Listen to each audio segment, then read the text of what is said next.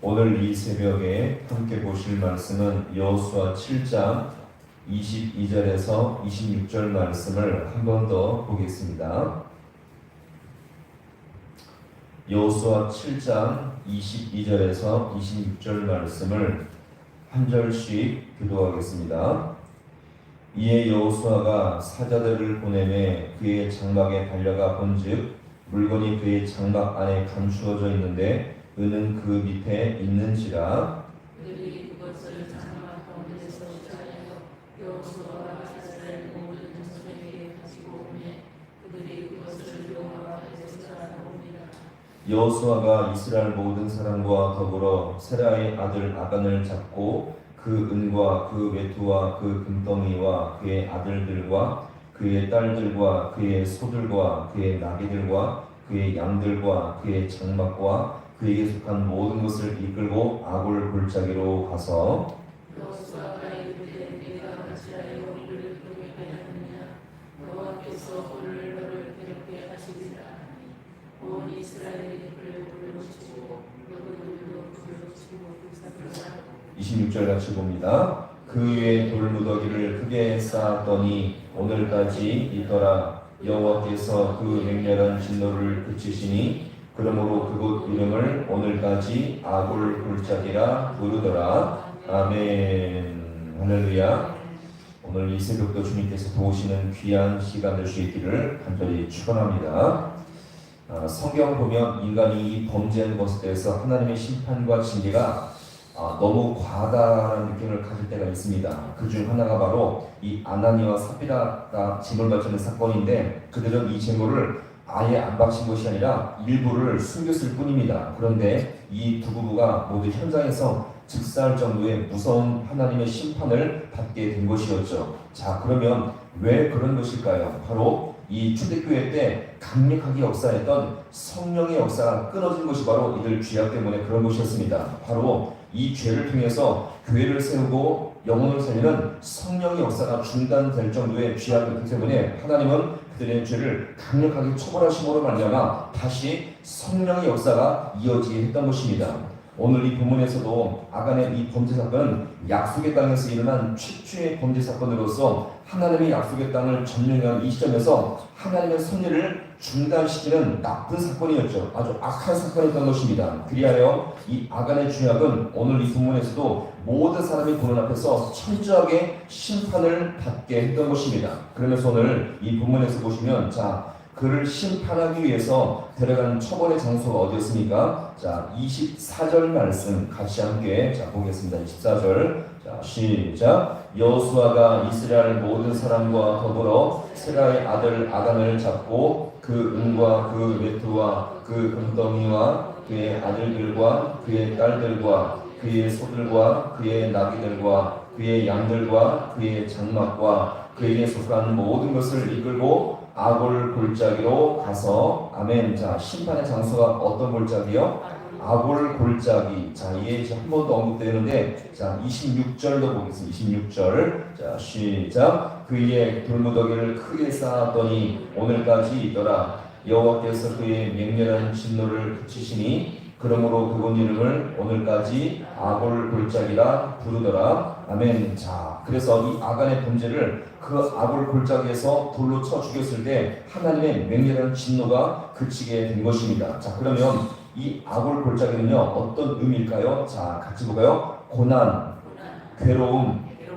이 아골 골짜기는 고난과 괴로움이라는 뜻입니다. 그러면 이 아간을 중심으로 해서 이 아간의 죄를 중심으로 이스라엘 백성이 죄를 지은 이 죄로 말미암아 그들은 고난을 받았을 뿐 아니라 아주 힘겹고 괴로움의 순간들을 겪게 되었던 것입니다. 그런데 여기서 가만히 보시면 이 괴로움은요 당시 범죄한 이스라엘 백성들만 겪은 것이 아니었습니다. 그 중에서 가장 힘들고 가장 괴롭고 고통을 받은 자는 바로 그들을 애굽에서 인도내신 여호와 하나님이셨습니다. 하나님은요 그들을 애굽에서 건져내서 어떤 백성이요? 거룩한 백성으로 훈련시켜서 가나안 땅에 들어가기 위해서 이 모든 것을 예비하셨죠. 그리고 인도하셨습니다. 그리고 가나안을 점령할 때까지 주님만을 의지하며 이 모든 전쟁에 참여하기를 원하셨습니다. 그런데 여리고성을 점령한 후에 그들은요 탐욕과 교만의 죄에 빠져서 하나님이 없는 전쟁을 치르다가 이렇게 처참한 실패를 경험하게 되었던 것입니다. 이로 인해서 하나님의 괴로움은 정말 이루 말할 수 없이 크고 아팠던 것을 여기서 우리가 이 본문의 문맥을 통해서 알 수가 있는 것입니다.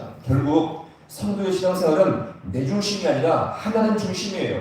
주님의 마음에 합하고 주님의 마음에 기쁨이 될 수 있는 것이 바로 성도의 신앙생활의 중심이 되어야 할 것임을 기억하시기 바랍니다. 내 만족과 내 중심이 아니라 성도의 모든 신앙생활은요, 내 겉모습만이 아니라 우리를 구원하시며 모든 삶을 통치하시고 인도하시는 하나님의 마음을 시원케 하는 것이 바로 성도의 신앙생활의 목적임을 기억하시기 바랍니다. 내가 좋을 때 나가고 내가 싫을 때 안 하는 것이 아니라 모든 중심이 하나님의 마음을 기쁘게 하며 그 마음을 시원케 할 수 있는 우리 모두가 될 수 있기를 간절히 소망합니다. 그래서 잠언 25장에서 보시면 이렇게 말합니다. 충성된 사자는 그를 보는 이에게 마치 추수하는 날의 얼음 맹수 같아서 그 주인의 마음을 시원케 하느니라. 할렐루야. 우리 모두가 더욱더 하나님의 마음을 시원케 할 수 있는 복된 성도가 될 수 있기를 간절히 소망합니다.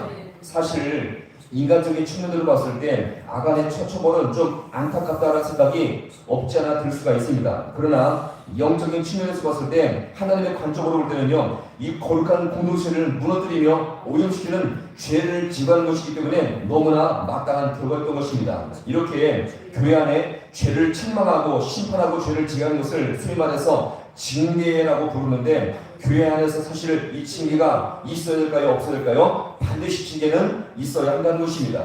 사실 요즘 사회적으로 너무 인권을 강조하다 보니까 이 법과 질서보다 사람의 자유와 인간의 어떤 그런 인권이 더 보장되는 것들을 너무 강조되고 있는데, 이런 흐름 속에서 이 교회가 권징을 시행하지 않고 있는데 정말 이 시대는 더욱더 권징이 필요할 따임을 우리가 기억하시고요. 교회 안에 권징이 세워짐으로 말미암아 교회가 거룩을 유지하며 순수한 영적인 순결을 유지할 수가 있음을 기억하시기 바랍니다.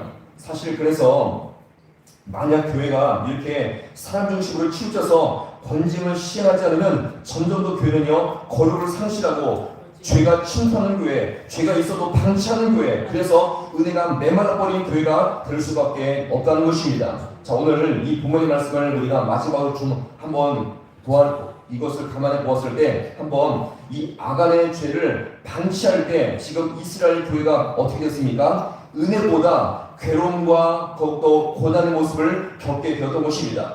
은혜 받으러 교회 나갔는데 거기서 괴로움과 아픔을 더 많이 겪은 것입니다. 그래서 뭡니까? 이 지금 아간의 죄 때문에 지금 이 죄를 제거하기 직전에 이 이스라엘 교회는요, 은혜로운 교회보다 오히려 악을 골짜기가 된 것입니다. 교회를 나갔는데 고통을 받아요. 교회를 나가서 괴로움을 더욱 겪고 돌아오게 된다는 것입니다. 왜요? 죄를 방치하니까, 죄를 제거하지 않고 성도 개개인의 이 죄를 그냥 방치한 채 있으니까 죄가 이 속에서 걷어지 제거되지 않으니까 그 교회 속에서 괴로움과 상처와 아픔을 겪을 수밖에 없다는 것입니다.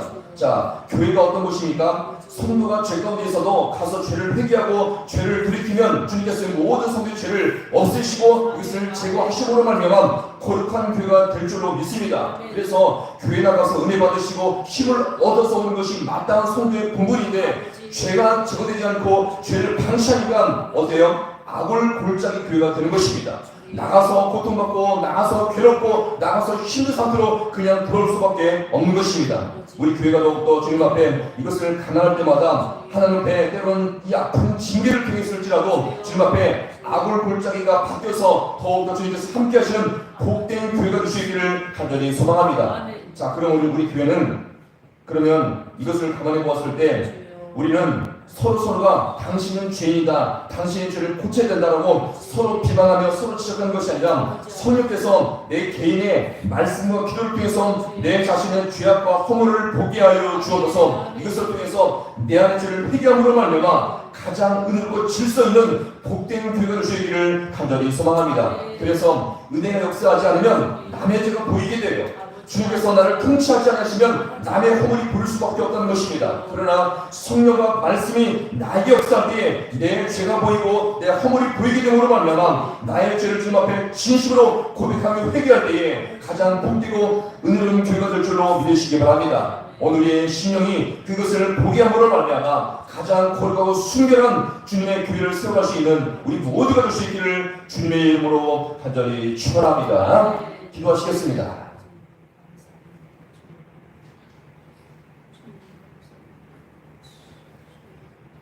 하나님 아버지, 오늘도 이 말씀을 통하여서 우리 하나님의 교회를 이 시간 돌아봅니다. 아간의 죄를 처리하지 않았을 때에 그 아버지 이스라엘 광야 교회가 아픔의 교회요, 고통의 교회요, 괴로움의 교회를 맛보게 되었던 것처럼 하나님 아버지를 우리가 때로는 아버지 하나님 교회 생활 속에서 고통과 괴로움을 맛볼 때가 있지 않습니까? 하나님, 그럴 때마다 남의 죄를 지적하고 남의 죄를 들추어내기보다 하나님 아버지여, 먼저 성령께서 나에게 깨닫게 하시는 이 귀한 아버지여 은혜의 손길을 통해서 나의 허물과 나의 죄악을 먼저 보게 주님께서 인도하여 주시옵시고, 이것을 통해서 아버지 더욱더 주님 앞에 진실로 아버지 돌이키며 나갈 때에 주님 중심의 아버지 우리의 신앙과 교회가 될 수 있도록 우리 주님께서 함께하여 주옵소서. 아버지 하나님, 인간의 힘과 능력으로 이 교회를 아버지 하나님 거룩하게 은혜롭게 세워갈 수가 없습니다. 그러기에 아버지 이 땅에 오신 주님의 이 성탄의 아버지 그 주님의 은혜를 의지하여서 주님 앞에 간절히 간구하오니 주여 우리 모든 교회를 붙드시고 우리 성도의 신령들을 주님께서 거룩하게 인도하여 주시어서 우리 모든 아버지 신령 가운데 죄와 허물이 있습니까? 이것을 보게 하여 주시옵시고, 남의 허물보다 내 아픔과 내 허물을 보게 하여 주셔서 이것을 먼저 주님 앞에 고백하게 하심으로 말미암아 거룩한 주의 몸의 교회를 세워갈 수 있는 우리 모든 주의 성도들 되게 하여 주시옵소서. 그래서 더욱더 주님 앞에 우리 모든 교회 안에 아버지 하나님 아버지 죄와 허물이 있을지라도 이것을 능가하는 주님의 은혜와 은총을 따라서 더욱더 복된 주의 몸된 제단을 세워갈 수 있는 우리 모든 주의 백성들 되게 하여 주시옵소서. 모든 것 주님 앞에 간절히 바라고 예수님의 이름으로 기도하옵나이다. 아멘.